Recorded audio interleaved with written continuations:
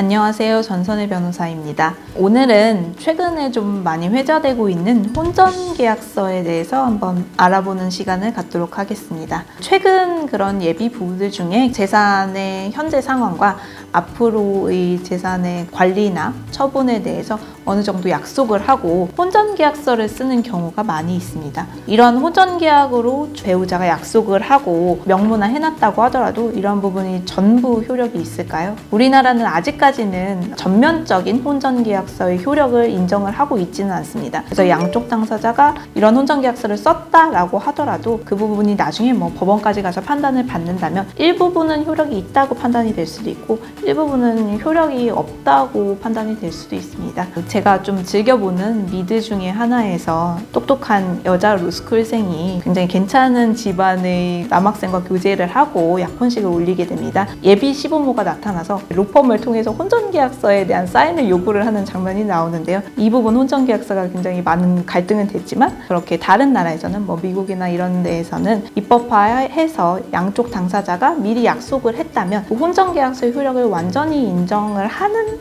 국가도 있습니다. 그런데 우리나라는 그렇게 전면적인 혼전계약서의 효력을 인정을 하고 있지는 않습니다. 혼전계약서를 통상 쓰게 되는 경우에는 많은 분들이 계약서 내용에 결혼 후에 재산을 어떻게 관리를 할지, 그리고 이혼을 하게 된다면 재산 분할을 어떤 방식으로 할지, 외도하게 된다면 재산은 누가 전적으로 갖게 될지, 그리고 출산이나 자녀에 대한 양육을 어떻게 할지, 이런 부분들을 담아서 혼전계약서를 작성을 하게 됩니다. 쉽게 예를 든다면 배우자가 외도를 하게 되는 경우에는 모든 재산을 포기하고 상대방에게 귀속을 시킨다든지, 태어나지도 않은 아이의 친권 양육권을 미리 상대방에게 준다든지, 이런 내용이 조금 많이 쓰는 내용 중에 하나인데요. 민법 제829조에서 부부의 혼인 성립 전 재산에 대해 약정할 때 혼인 중에는 이를 변경하지 못한다라는 규정이 있습니다. 특히 일부 자산가들은 이런 자녀의 이혼 후 생전에 증여하게 된 재산이 자녀의 배우자인 사위나 며느리에게 이혼 재산 분할이 되면서 넘어가게 되는 것을 방지하기 위해서 혼전계약서를 작성을 하는 방법을 많이 생각을 하고 있습니다. 민법 규정과 그리고 법원에서는 이혼을 했을 때 재산 분할 청구권을 미리 포기한다라는 규정이 혼전계약서가 있다고 하더라도 이런 부분은 효력이 없다라고 판단을 하고 있습니다.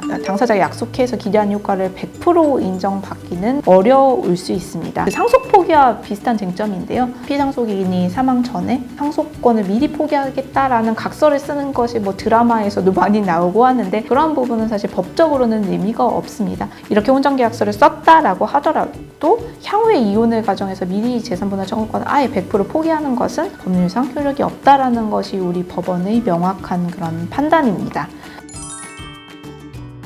저희가 이혼 소송을 할 때 그런 각서나 계약서 같은 거를 수십 장씩 들고 오시는 분도 많습니다. 작년에 쓴 거, 재작년에 쓴 거, 그전에 쓴 거 이렇게 들고 오시는 분들이 많이 계신데 그런 각서는 효력을 잃었습니다. 만약에 그게 이번에 발생을 했고 재산을 그렇게 분할하기로 일방을 누구한테 전적으로 귀속시킨다고 분할을 하고 그 절차에서 협의이혼이 되거나 조정이혼으로 종료가 됐다면 그 부분은 효력이 있습니다. 그렇게 각서를 썼지만 계속 그렇게 옷장 안에 계속 수십 년째 보관하시고 그걸로 인해서 협의이혼이나 조정이혼이든지 절차가 종료가 되지 않았다면 그런 약속이 있었다라는 부분이지, 협의 이혼을 가정을 하고 재산 분할 공증을 했더라고 하더라도 그 협의 이혼 절차가 이제 나중에 취하간주되거나 흐지부지 되는 경우에는 그런 재산 분할 공증 자체도 효력이 없습니다. 그런 각서나 계약서의 의미는 이러한 약속, 정황, 사실이 있었다라는 부분, 상대방의 유책 사유가 그만큼 있다라는 측면에서 의미가 있고 그 기재된 그대로의 사실 100%의 효과를 누리기는 어렵습니다.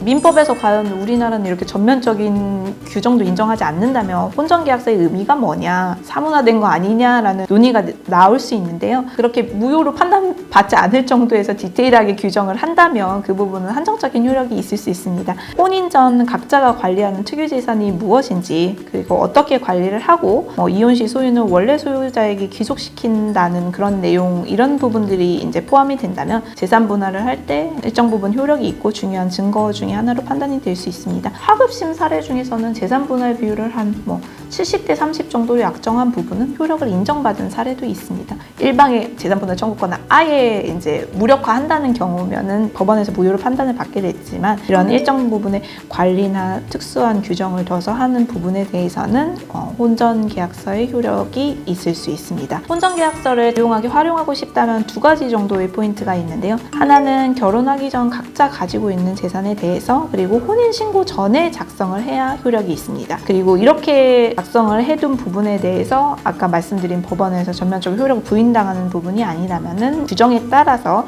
약정에 따라서 재산을 관리를 하게 됩니다. 예를 들어 집을 산 부분에 대해서 부부가 공동 명의를 하지 않는 방향으로 계약서를 쓸 수도 있고, 아니면 어느 일방이 결혼 전에 모아온 돈을 절반씩 나누어 가진다는 그런 내용으로도 규정을 할 수 있습니다. 결혼 후 상대방이 그런 자금을 지급하지 않는다면 배우자의 계좌를 압류하는 등 처리를 할 수 있는 방향이 있고, 우리나라의 이런 혼전 계약서가 외국처럼 전면적으로 그 당사자들이 의도한 대로 100% 효력을 인정받는 정도는 아니지만, 어느 정도 법이 이제 무효로 판단하지 않는 테두리 내에서 요건과 형식을 갖추면 혼전 계약서의 효력을 인정받을 수 있습니다. 아무리 양측 당사자가 동의하고 그 부분을 명문화해두고 공증을 받아주었다고 하더라도 나중에 이런 법에서 규정되고 있는 범위나 형식을 어긋나거나 아니면 그 범위를 넘어서서 규정을 하는 것은 오히려 불리하게 판단을 받을 수 있고, 그런 부분이 그대로 판단될 거라고 믿고 재산을 형성을 했다가는 본인에게 굉장히 불리한 판단을 받게 될 수도 있습니다. 따라서 혼전계약서를 작성을 하게 되거나 예정을 하게 되는 경우는 이런 경험이 많은 변호사를 통해서 미리 자문을 받는 것이 굉장히 많이 도움이 될 수 있습니다.